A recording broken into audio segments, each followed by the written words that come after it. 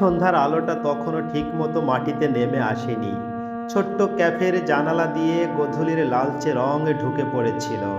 আরিয়ান ধীরে ধীরে আঙুল চালাচ্ছিল কফির উষ্ণ কাপে, যদিও কফি অনেক আগেই ঠান্ডা হয়ে গেছে। সামনের চেয়ারে বসে অনিমা নিঃশব্দে তাকিয়েছিল তার দিকে, যেন চোখের ভাষায় শেষবারের মতো কিছু বলতে চাইছে। এবার সত্যি আমরা শেষ? আরিয়ানের গলা কেঁপে উঠল। অনিমা হালকা হাসি দিল, কিন্তু সে হাসির মধ্যে ছিল এক অদ্ভুত ক্লান্তি। শেষ নয়, ঠিক বলা যায় এক ধরনের মুক্তি। আমরা দুজনেই চেষ্টা করেছি, তাই না?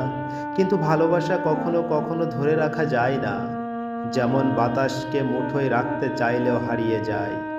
আরিয়ান জানতো কথাটা সত্য, তবু বুকের ভেতরটা হঠাৎ খালি হয়ে গেল। তাকে ছাড়া জীবন কেমন হবে, কেমনভাবে চলবে, সে ভাবতেই পারেনি।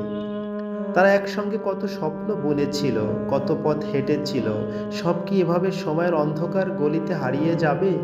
অনিমা হাত বাড়িয়ে তার আঙুল ছুঁয়ে বলল, আচ্ছা, আমরা যদি কখনো আবার দেখা পাই, ঠিক এমন সন্ধ্যায়, তুমি কি তখনও আমায় চিনবে? আরিয়ান চোখ তুলে তাকালো। চিনব, কারণ তোমাকে ভুলে যাওয়ার মতো শক্তি আমার নেই। জানালার বাইরে হঠাৎ বাতাসের ঝাপটা, পতঙ্গরা আলোকে ঘিরে নাচছিল। অনিমা ধীরে ধীরে চেয়ারে ভর দিয়ে উঠে দাঁড়ালো। এক মুহূর্তের জন্য তাদের দুজনের হাত জড়িয়ে রইল, তারপর আলতো করে ছাড়িয়ে দিল অনিমা। ভালো থেকো আরিয়ান।